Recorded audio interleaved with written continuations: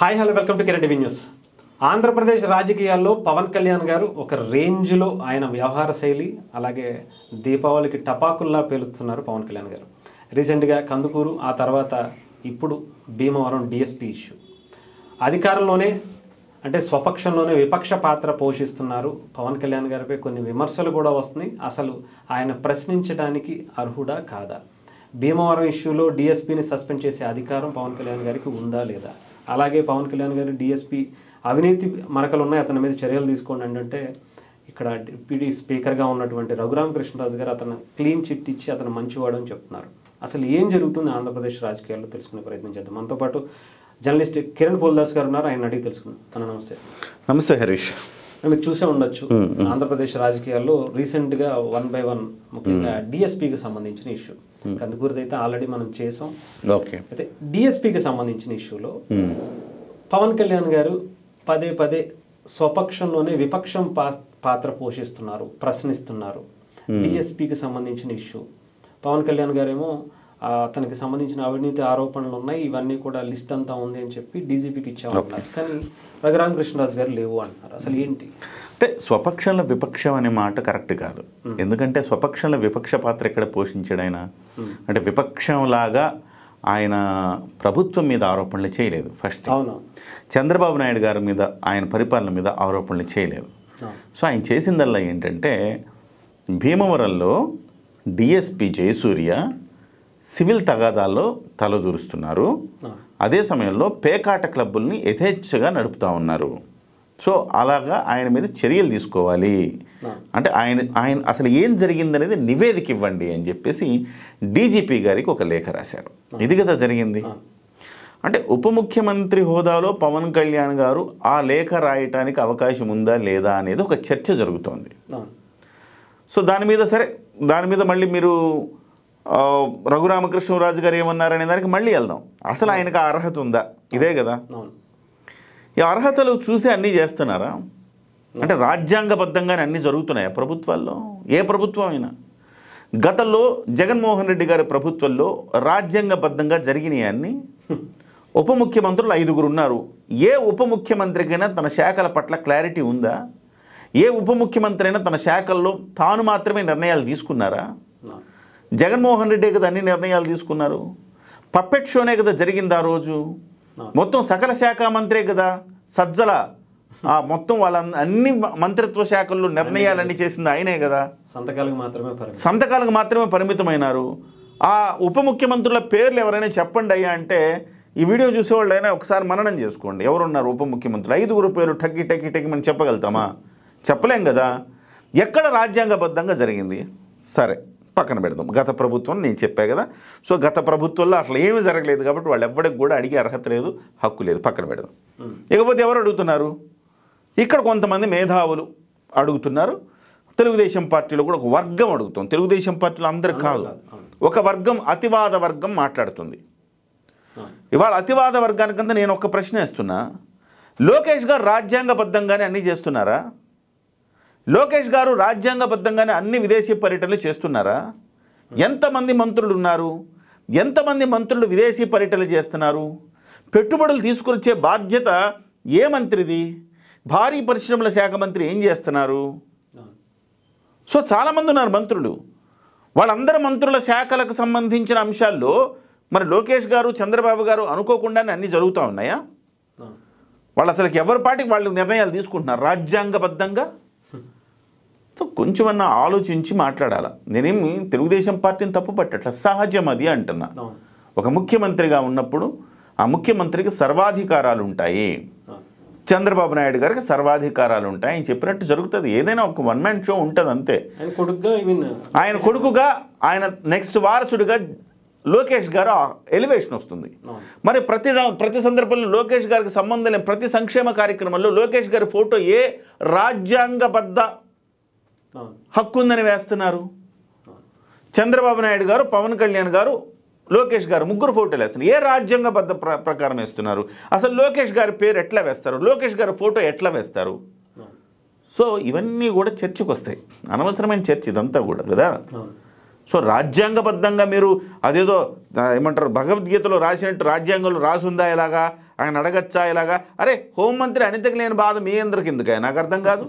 ఆమె ఏమన్నారు, పవన్ కళ్యాణ్ గారు మాకు పెద్ద కూటమి సభ్యుడు, ఆయన ఒక మాట అంటే పడతాము, మా ముఖ్యమంత్రి ఎలాగో ఆయన ఉప ముఖ్యమంత్రి కూడా అలాగే, మాకు లేని అభ్యంతరాలు మీకెందుకయ్యా? ఎంత చక్కగా చెప్పింది ఆమె. ఆమె కొత్త, ఆమె కూడా కొన్ని నిర్ణయాలు తీసుకోలేరు. ఇక్కడ మనం గమనించాల్సింది ఏంటంటే ఆమె కూడా ఏకపక్షంగా నిర్ణయాలు తీసుకోలేరు. ఆమె అంత స్వేచ్ఛ ఆమెకు కూడా లేదు, ఉండదు, సహజంగా ఉండదు. ఇందులో నేనేమి చంద్రబాబు గారిని తప్పు పట్టట్లే, ఎవరిని తప్పు పట్టల. ఏ ప్రభుత్వమైనా ఉండదు. కొన్ని ప్రభుత్వాల్లో కొంత మరి మితిమీరిన స్వేచ్ఛ ఉంటుంది. అలాంటి ప్రభుత్వాల్లో ఎవడికి వాడి యమునా తీరే ఉంటే తప్ప క్రమశిక్షణ కలిగిన తెలుగుదేశం పట్ల అట్లాంటి పరిస్థితి ఉండదు. ఒక సందర్భంలో ఆమె చేయి దాటిపోయిన తర్వాత ఆమె చేయలేని పనులు కూడా పవన్ కళ్యాణ్ గారు ప్రెషర్ చేసిన దానివల్ల జరిగిన పనులు కూడా ఉంటాయి. ఆమె వల్ల కావట్లేదు. పవన్ కళ్యాణ్ గారు ఏమంటున్నారు, ఒక మాట ప్రెషర్ వదిలితే ఆటోమేటిక్గా ముఖ్యమంత్రి గారి నుంచి కూడా అదే ప్రెషర్ వస్తుంది, ఆటోమేటిక్గా ఆమె చేయడానికి వెసులుబాటు కలుగుతుంది. కాబట్టి ఇక్కడ రాజ్యాంగబద్ధంగానే చేస్తున్నారా అని ఏడ్చే వాళ్ళందరికీ నేను చెప్పేది ఏంటంటే, రాజ్యాంగబద్ధంగా కొన్ని జరగవంతే, కొన్ని ట్రెడిషనల్గా జరుగుతాయి. ఉప ముఖ్యమంత్రి పదవి రాజ్యాంగబద్ధంగా లేదు, మరి ఆయన అడుగుతారండి. అరే ఆయన కూటమిలో సభ్యుడయ్యా, మూడు పార్టీలను కలిపి ఏకతాటి మీద తీసుకొచ్చి విజయాన్ని చేకూర్చిన ఒక మ్యాన్ ఆఫ్ ద మ్యాచ్ చెప్తుంటారు కదా, గేమ్ చేంజర్ అంటారు, మ్యాన్ ఆఫ్ ద మ్యాచ్ అంటారు, ఏమన్నానండి. మరి ఆయనకి హక్కు లేదా? ఈ ప్రభుత్వం తప్పులు చేస్తే ఎఫెక్టు తెలుగుదేశం పార్టీకే ఉంటుందా, జనసేనకు ఉండదా? ఉంటుంది కదా. కాబట్టి ప్రభుత్వంలో ఏదైనా తప్పు జరిగితే ఇది తప్పు జరుగుతోందని చెప్పటానికి ఇక్కడ రాజ్యాంగబద్ధ లేకపోతే ఇంకోటి ఎందుకు ఆలోచించాలి? ఒక డిఎస్పి భీమవరం నియోజకవర్గంలో ఒకటి జరుగుతుంది. అది భీమవరం నియోజకవర్గం జనసేన పార్టీని గెలిచిన నియోజకవర్గం. అక్కడ పేకాట క్లబ్లు విచ్చలవిడిగా నడుస్తున్నాయి. అక్కడ యథేచ్ఛగా సివిల్ తగాదాల తలజూర్చి ఈ జయసూర్య అనే వ్యక్తి రాజ్యాంగబద్ధంగా చేయట్లా. సో అటువంటిప్పుడు పవన్ కళ్యాణ్ గారు ఏమన్నారు, నివేదిక ఇమ్మన్నారు. అందులో తప్పే ఉంది, నాకు అనవసరంగా కోడిగుడ్డు మీద ఈకలు బేకడం తప్ప. అనిత గారు కూడా చాలా కన్విన్సింగ్ ఉన్నారు. ఆమె కూడా ఏం లేదు, మా అన్న పవన్ అన్న ఆయన చెప్తే ఏముంది, మా పెద్దన్న చిన్నన్న అనుకుంటుంది ఆమె. అందులో వాళ్ళకి లేని బాధ వీళ్ళందరికీ ఏదో పక్కన పెట్టడం. పాయింట్ 1 అది రూల్డ్ అవుట్. ఆ చర్చకి వాళ్ళు చేస్తే కనుక లోకేష్ గారి దగ్గర నుంచి అన్ని చర్చలు చేయాలి. పాయింట్ 1 పక్కన పెడదాం. రెండోది పాయింట్ 2, రఘురామకృష్ణరాజు గారు ఆయనకి ఎందుకు అసలుకి? ఆయన డిప్యూటీ స్పీకరు, మంచివాడని ఎట్లా కితాబిస్తాడు ఆయన? పవన్ కళ్యాణ్ గారి దగ్గరికి ఆరోపణలు వెళ్ళినప్పుడు పవన్ కళ్యాణ్ గారితో ఆయన మాట్లాడాలి. పవన్ కళ్యాణ్ గారు ఏం ఆరోపణలు వచ్చినాయి ఇంటర్నల్గా డిస్కస్ చేయాల్సిన అంశం అది. పవన్ కళ్యాణ్ గారు ప్రెస్ మీట్ పెట్టి చెప్పలా, డీజీపీకి లేఖ రాశాడు, నివేదిక ఇవ్వండి అన్నాడు, మీరు సస్పెండ్ చేసేయండి అని ఆదేశాలు జారీ చేయలే, ఆయనేమి నివేదిక ఇవ్వమన్నాడు. సో రఘురామకృష్ణరాజు గారు స్పందించాల్సిన తీరు అది కాదు. కానీ రఘురామకృష్ణరాజు గారు కొంచెం అత్యుత్సాహం ప్రదర్శించారు. క్లీన్ చిట్ ఇచ్చేస్తున్నారు. ఆయన చాలా మంచోడు అంటే ఈయన రికమెండేషన్తో ఆయన పోస్టింగ్ ఆడ వేసారు, ఆయనకి వచ్చింది. సో తన వాడిని కాపాడుకోవడం కోసం ఆయన చాలా మంచోడు అని ఎట్లా ఇస్తారు మీరు ఆ కితాబు? ఆ తర్వాత పవన్ కళ్యాణ్ గారు చేసిన ఆరోపణలు తప్ప ఆయన దగ్గరికి ఫిర్యాదులు వచ్చినాయి, ఆ ఫిర్యాదులు పరిశీలించి నివేదిక ఇవ్వండి. అందులో అసలు ఏం తప్పు ఉంది? పదుల సంఖ్యలో వచ్చాడు అంతే కదా.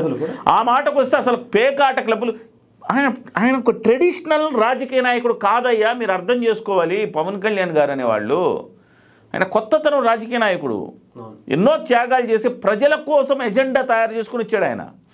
ప్రజల ఎజెండా ఆయనకి, ప్రజల సంక్షేమం ఎజెండా, ఇంకా వేరే రాష్ట్ర అభివృద్ధి ప్రజల సంక్షేమ ఎజెండా ఇంకేం లేవు ఆయనకి. ముఖ్యమంత్రి అవ్వాలన్న తపన కూడా లేదు ఆయనకి. 15 ఏళ్ళు నువ్వే ముఖ్యమంత్రి కూడా అంటాడు. పైగా అంటే దీనివల్ల కూటమికి ఏమైనా ఇబ్బంది జరుగుద్దేమో చాలా మంది అంటున్నారు. చెప్పాలంటే ప్రతిపక్షానికి కూడా ఆయన అవకాశం ఇవ్వట్లేదేమో అనిపిస్తుంది. అంతే కదా. ఇప్పుడు ఈయన ప్రశ్నించకపోతే ప్రతిపక్షాలు ఎవరో ఆరోపణ చేస్తారు, ఆరోపణ చేసిన తర్వాత చర్య తీసుకుంటే ఉపయోగం ఏంటి?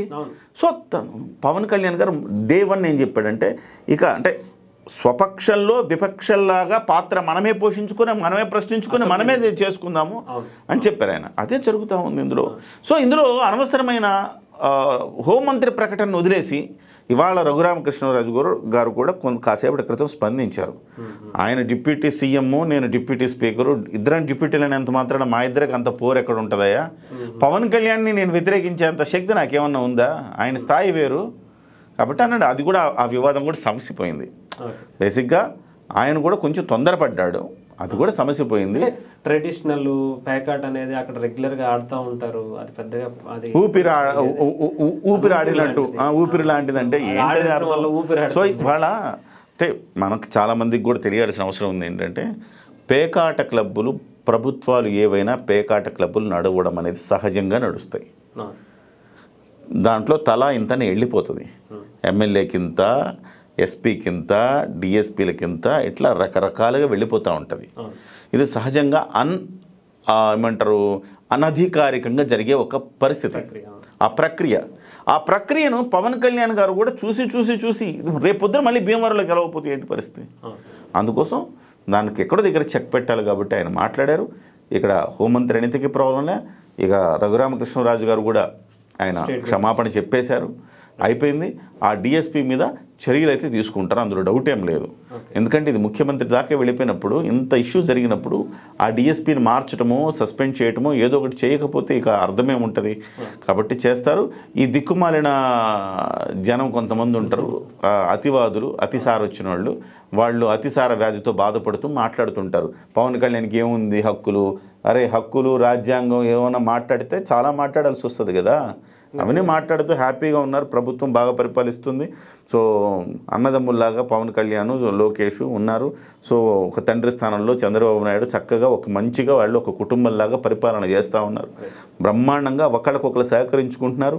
లోకేష్ చేసిన పనిని పవన్ కళ్యాణ్ గారు అభినందిస్తున్నారు, పవన్ కళ్యాణ్ గారు చేసిన పనిని లోకేష్ గారు అభినందిస్తున్నారు. కాబట్టి మధ్యలో మీరు ఎవరికి అతిసార వ్యాధితో మీరు బాధపడి ఇలాంటివన్నీ మాటలు పారకండి. కాబట్టి ఒళ్ళు దగ్గర పెట్టుకుని ఉంటే బెటర్ ఇవన్నీ. రైట్ అన్న, థ్యాంక్ యూ.